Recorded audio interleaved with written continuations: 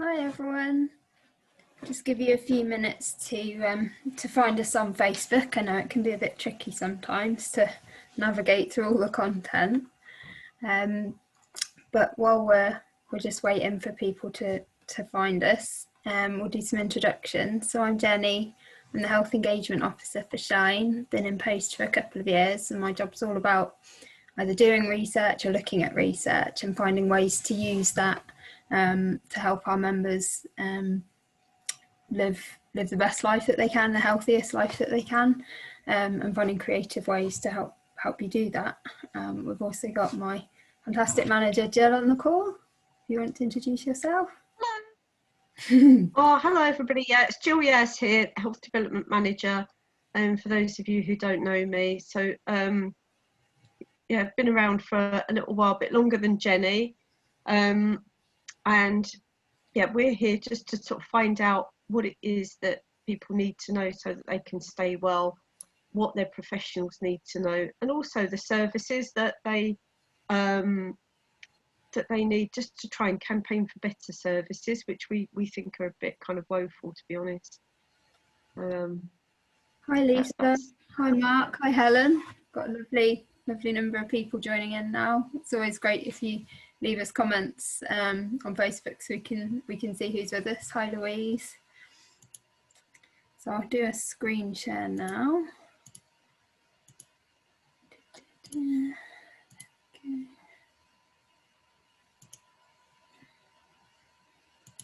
Hi Fiona. So this is, well, it's actually Awareness Week +1. This is a bonus day really. But Awareness Week this year has been sponsored by Hollister Incorporated, and we're really grateful for the support they've given us. It's helped us to put on really full week of live sessions, and the week's really been all about helping empower you guys to speak confidently about your spina bifida, about providing resources for you for GPs, for workplaces and schools, and to demonstrate some of the support and expertise that we've got on offer through our specialist services. So thank you to everybody who's been getting involved in lots of different ways. We've seen some fantastic videos through the Shine Voices, through people getting involved in fundraising, through the Back to Front campaign. It's just been really brilliant to see all the things people have been doing, and all the ways that you've been kind of engaging with us this week and sharing your story with the world. That's been great. So in our final session of Awareness Week, we're kind of thinking about healthcare. So during our 1,000 Voices survey, we asked loads of different questions. Most of them were around kind of health. There are a few sort of social and lifestyle questions as well. And what we know from the results, but we knew anyway, but we wanted to get numbers for these things, is that we know that people with spina bifida have such complex health needs, and that is a significant challenge for healthcare, and the kind of complexity and quantity of needs that need to be met can be difficult for people to manage, particularly if there's kind of cognitive issues as well. But we know from working with you that one of the most significant challenges really is to do with the availability of services to you. So there's a limited availability of specialist services and a shortage really of condition-specific expertise. So we wanted to get a sort of more detailed quantitative picture of how spina bifida healthcare is being managed. So we asked in our survey about the types of healthcare that you were getting, and about your experiences. So we asked about how people were getting their health needs met, and about 3/4 of respondents were getting their needs met by seeing the GP when they're ill, but only 15% were really getting regular checks with a multidisciplinary team. So that's really the Chelsea and Westminster clinic there. And actually, when we broke this down and looked at what was proactive versus reactive healthcare, reactive care management, so in response to illness and injury, is much more commonly used than proactive checks, which is sort of 58% compared to 42%. And non-specialist care, so by GPs, was more commonly used than care by specialists, and that's either as part of a multidisciplinary team or as individual specialists. And people whose healthcare was managed by, for example, emergency admission to the hospital when they were ill, were more likely to have had a pressure sore compared to other care management approaches. They're also more likely to experience pain 6 or 7 days a week compared to those receiving care through other means, and they're much less likely to experience pain rarely. So the way that your healthcare is managed does impact on some elements of health. When we asked about what specialist people see, by far the most common were urologists, and that was sort of followed by neurologists, orthopaedic surgeons and neurosurgeons. But 1 in 4 respondents reported seeing no specialists at all, and that was really quite concerning. When we asked about sort of emergency hospital admissions, 53% had at least 1 emergency admission to the hospital over the last 5 years, and 14% had multiple admissions in that time. And most of them were for under 1 week, but some were considerably longer. There were stays of many months also reported, and the average hospital stay was about 20 days. And you can see in the graph on the left the 10 most common reasons for emergency hospital admissions are highlighted. So things like skin and tissue problems, urosepsis, lung problems, gastrointestinal issues, shunt problems, UTIs, sepsis, kidney problems, and cardiovascular issues. And together those 10 sort of categories accounted for 64% of all the emergency admissions reported. And when we asked about people's experiences when they'd been admitted to hospital, 41% felt their spina bifida was understood poorly. 30% said it was only sometimes understood well, and just 24% thought their condition was always understood well. So there's obviously a lot of work to be done to help improve awareness of the condition among healthcare professionals. And throughout the survey, respondents were sort of sharing their healthcare experiences, and sadly a lot of those reflected very, very difficult experiences, some quite negative views, and they mainly related to sort of lack of understanding, interest and specialist knowledge of healthcare professionals, particularly among some GPs, receiving reactive rather than proactive care to the detriment of health, delays and difficulties accessing treatment and specialist care, physiotherapy especially, seemed to be a bit of a sticking point, having to pay for private consultants and care and the extra expertise, some low standard of care, lack of support and advice, and lack of understanding and support for the health needs associated with ageing specifically. So there's obviously a huge number of areas where there's work to be done with healthcare services, and our next sort of real major piece of work will be to look carefully at all this data that we've produced and see what the priority areas are for reforms and improvement, and that's of national services but also our own. And I'll share now some examples where sort of what's needed really is fairly clear from the data itself. So high blood pressure was one of them. I know we've shared this slide before, and this is because high blood pressure is such a high risk factor for a number of other diseases such as sort of coronary heart disease, because having high blood pressure puts extra strain on the heart and on the other organs, so on the brain and the kidneys and the eyes. And what this data shows is that having high blood pressure is a risk in spina bifida. So this might be due to renal problems, because the kidneys are very important in regulating blood pressure, but there's also in spina bifida an increased risk of obesity, reduced activity, and there's a connection with sleep apnea as well. So the prevalence of high blood pressure in the sort of general adult population in England has been estimated about 26%, and in our survey we found that it was higher in people with spina bifida at about 33%, and high blood pressure was generally associated with being male and with increasing age.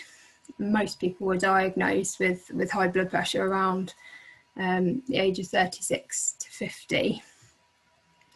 And also on this slide, you'll see that 5% of the people that responded to the survey didn't know or didn't check whether they had high blood pressure, but the data showing that there's this increased risk in people with spina bifida suggests that that's something that needs to change. And high blood pressure is very preventable and very responsive to lifestyle modifications, so things like diet and exercise, stopping smoking. All those factors can help to reduce blood pressure that's already become high as well. And so what this data shows from a healthcare perspective is that there's definitely a need for sort of routine blood pressure monitoring in the adult spina bifida population. And here we can see that so menopause typically occurs from sort of 45 to 55 years of age in the UK. So as estrogen levels start to reduce in the body, and then the average age in the UK for a woman to go through this is about 51. But about 1% of all women in the UK will go through something called premature menopause, and that's where menopause happens under 40 years of age.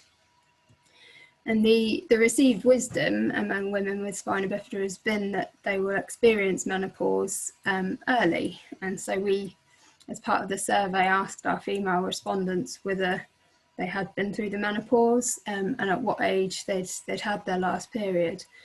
And when we look at what people said and at what age, you can see that there's actually really limited evidence to suggest that women with spina bifida do go through the menopause early. And when we look, sort of break the data down by age, you can see that actually only 1% of women under 40 that responded to the survey have gone through the menopause, which is just exactly the same as the UK population. And the average age for the last menstrual period was around 49, which is only slightly under the UK average, but well within the typical range. And of the women that have been through the menopause, about 28% have then been prescribed hormone replacement therapy. And those results really have implications for women with spina bifida, because no evidence of premature menopause, but where there is precocious or early puberty, means that some women with spina bifida will be exposed to the hormone estrogen for more of their lives. And longer estrogen exposure is known to be a risk factor for breast cancer, which suggests that there is an increased importance for women with spina bifida to get breast screening. And participation for breast screening is known to be lower in females with disabilities. So it's going to be really important for us to identify and try and address any barriers to screening that are existing for women with spina bifida, as well as raising awareness about the need for it. And then there's going to need to be some consideration as well about hormone replacement, the use of hormone replacement therapy in women with spina bifida as well, because it will need to be considered as a sort of balance of risk between sort of the possible risk of breast cancer and then the known risk of osteoporosis. And looking at sort of prostate screening, so look, this is some questions that we were asking of our men. So an enlarged prostate, also known as benign prostate hypertrophy or BPH, is very common in men over 50. So in the UK population, approximately 40% will have some evidence of enlargement in their prostate tissue, and 33% will have symptoms, and that's in men over 50.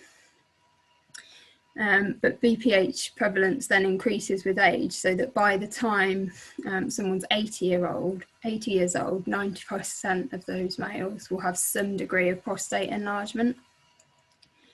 And the symptoms of the condition are mainly urinary, as an enlarged prostate can compress the urethra, and that can then cause difficulty with urination. It really slows the flow of urine, and it can make it difficult to catheterize. So we asked our male respondents whether they had been diagnosed with an enlarged prostate, and we found that only 5% of all men under 50 reported having BPH, and 8% of men over 50 had the condition. Now, there's no medical reason at all why men with spina bifida would be less predisposed to having BPH, and due to the already compromised urinary system, there's clearly a greater need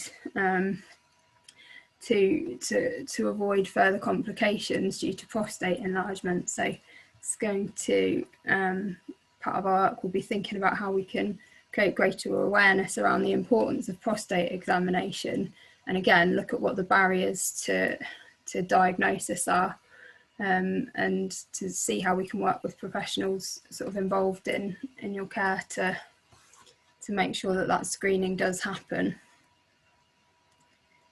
And then osteoporosis, as we mentioned before, this is a condition that's really characterised by a loss of bone density and strength, strongly associated with age. Bone loss is particularly marked in postmenopausal females because of the role of estrogen in bone mineralisation. So reduced weight bearing, so if you're using a wheelchair, and factors like poor kidney function, some epilepsy medications can increase the risk for osteoporosis. And there was already a study done in Sweden that suggested that the rate of people with spina bifida might be as much as a third, and that was a lot higher than the general population. And when we look at the general population prevalence in the UK, for females 50 years and under, it's about 2%, whereas in those 50 and over it's about 22%. And then the prevalence in males is much lower, about around about 7%. And when we asked our members, and we found that actually the rate was a lot higher. So in males 50 and under, it was 70% that have been diagnosed, and that rose to 10% in those aged 51 and above. Prevalence in females was much higher again, 10% in those 50 and under, and 22% in the 51 and over.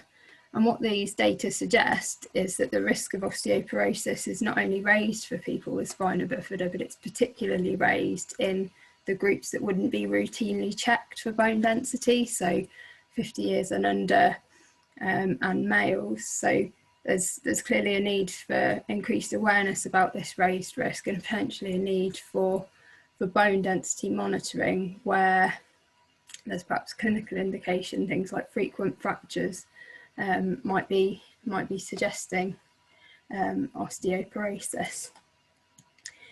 And that's it for the graphs. So I'm sure you've seen enough graphs this week to last a lifetime. Have we had any questions in the meantime, Jill? questions, we've had comments and about kind of people's needs not being understood, and I think that issue about going to the hospital, going to A&E with suspected shunt malfunction, to be told over and over again, oh, it's probably a bug, you know, it's so annoying. Why would they take the chance? I don't know why they would do that. I think that the data is really good, because I think although there are so many things like osteoporosis, you know, where we have got members who clearly are experiencing it, diagnosed with it more and earlier. You know, there's data from other countries like Sweden who tend to look at things a lot more carefully than we do, that suggests that it's really underdiagnosed in people with spina bifida in this country. So, you know, if you have got anything, you know, sort of pain and swelling, and you don't know what it is, you know, do mention, could it be osteoporosis? It's kind of probably a bit tricky to treat, but it's still worth knowing. There are treatments around, and it's still really worth knowing. Fee was saying she got diagnosed with osteoporosis, but only after she fell out of her chair and broke both of her legs, and that's quite common, you know, to people with spina bifida who aren't weight bearing. You know, the bones tend to, I've seen x-rays of them, bones look like glass. You know, they're very, very fragile, and then very, very difficult. When they do break, it's difficult to treat. So I think that there's a lot of things. The blood pressure, you know, I think, yes, we knew that some people would have high blood pressure, but I think we're a bit unprepared for, you know, people who don't know whether they've got high blood pressure or not. You know, it's quite a trick, you know, quick thing. Your practice nurse will be able to do it, you know, just every now and again. So I think when we sent out the letter, the GP letter, if people don't want to use it, then that's absolutely fine. But we thought we'd just use that opportunity to flag up to the GPs those areas of care that we found in the survey that they might miss. You know, if you're feeling a bit tired all the time, it could be sleep apnea. You know, just this will bring the subject up with your GP. You know, ask them about that. But also, I think this is a thing, and it's called diagnosis overshadowing, where there's a tendency, if you're going to go as a person with spina bifida to your GP, they will find something spina bifida-y, you know, that fits what you're complaining of. And in actual fact, you know, you're first and foremost human beings who will get the range of problems and ill health that everybody could expect. So they can't be missing things like, you know, breast cancers, you know, prostate cancer, bladder cancer, and those sorts of things, just because they're looking for a spina bifida reason for you to not be well. So, you know, if your GP surgery isn't that accessible, you know, make it accessible for you. You know, complain bitterly if you can't have the regular checks, the smear tests, the mammograms, once yearly blood test for your kidneys, you know, those sorts of things that will just keep everything just ticking along. But, you know, just because, unfortunately, just because you've got spina bifida doesn't necessarily follow that you're not going to get anything else. And I think that that's very, very unfortunate. And the GPs, sometimes they're just not even, you know, they're not even hearing anything else. So, you know, I think up to a point, you kind of have to be experts in your own conditions, but I think you also have to be a bit of expert about being a human being as well, and just saying, well, you know, can you check it for something quite, you know, quite ordinary. And as the aging process goes on, the things will probably get more complicated, and I think the more your GP can know, the better. But we have just focused on a few things like skin and tissue health, sleep apnea, that they might not necessarily be thinking of. Lymphedema treatments, you know, I think it was really good. About 45% of people with lymphedema were having compression treatment, which is great and massive improvement. But it still means that more than half of the people aren't or haven't. So, you know, this was just planting the ideas there. Marion, that's really sad if you think the letter be ignored by your surgery, but you know, if they've got it, they can have it on the file. If it's there, if you do go and see, you know it's there. This is the thing, you know it's there. I've given you information on bladder cancer, and now I've seen blood in my urine. Can you get it checked? Or, you know, I found an ache under my armpit. I don't know what it is, but can you get it checked? You know, that information, once it's there, you know, they ignore it at their peril, really, because, you know, they're on notice, kind of, you know that they know. That's the other thing. That's quite empowering. So, yeah, anybody with a family history, and I think the prostate thing, you know, it's actually the biggest killer of men at the moment in this country. Lots and lots of people have it. It's often very, very treatable if it's picked up early. But, you know, anybody over 50 should be getting checked. Men over 50 should be getting checked.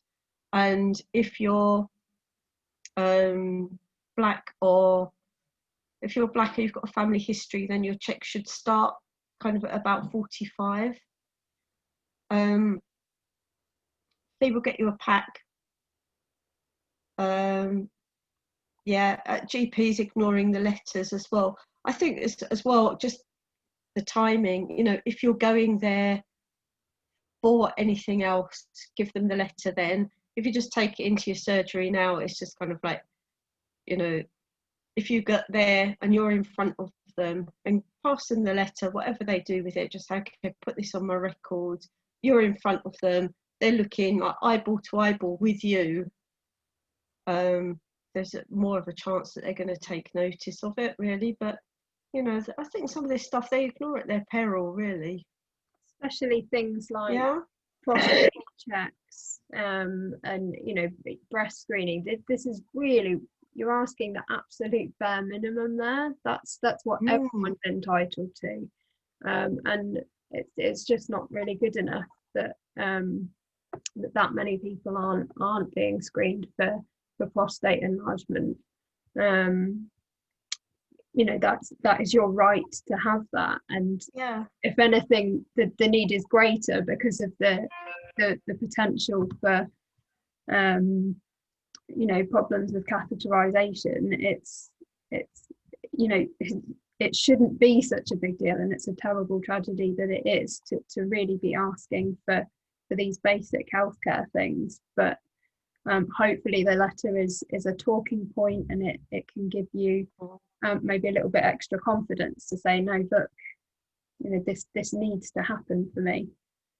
And I guess I think so. And I think sorry, Jo, go ahead. No, that's okay. I just think, like, the more, you know, the more you know about your bodies and your conditions, and the more you understand it, the easier it is, and that empowers you to convey it to them as well with confidence. You know, it's very, very hard when they're all out there. You know, there isn't anything that you can kind of do to educate all health professionals about something. It's going to be dependent on educating those professionals that you come into contact with at the time you come into contact with them when you need something. So, you know, I was thinking when I was looking through things about people's, you know, conditions not being understood, I was wondering whether kind of an age appropriate version of the hospital passport might be a good idea, something so you can actually record everything that you think you need in terms of your equipment for pressure, how you do things, how you like things, what you actually need, that you've actually just got in a little dossier that you can take all in one go.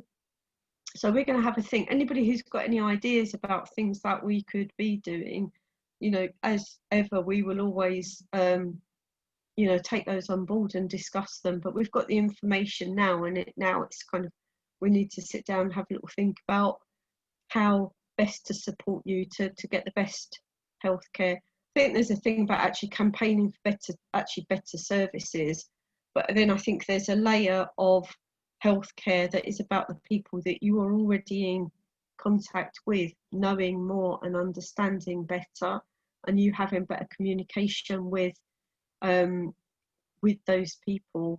But it's going to be a big job now. I'm going to sit down, but yeah, please let us know.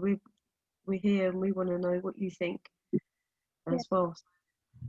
Yeah, any feedback is always welcome. You can either share it in the comments here, you can always email it to us. We're really keen for your input, because at the end of the day it's your healthcare, and we want to make sure that it's the best that it can be for you.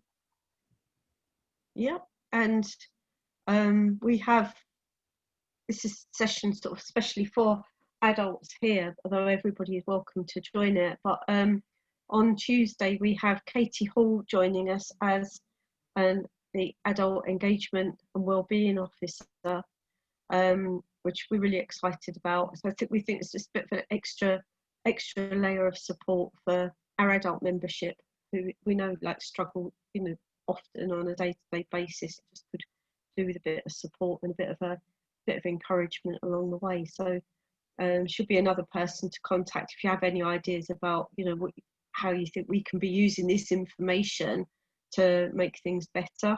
So I'm sure we'll rope Katie into doing some live sessions so that you can all meet her and we can show her off.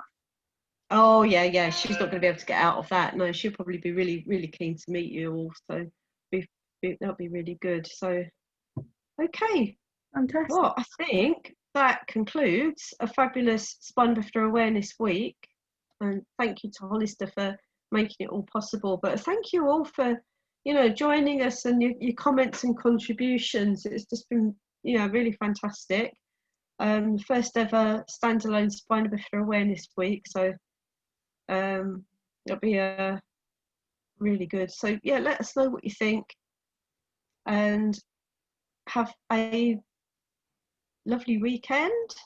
We'll see you all soon. I think we will, and we're just going to have a little reflect on how the week's gone. And but it's just been our pleasure to be here with you. Thanks. Okay, take care, everybody. Stay safe. Bye. Bye.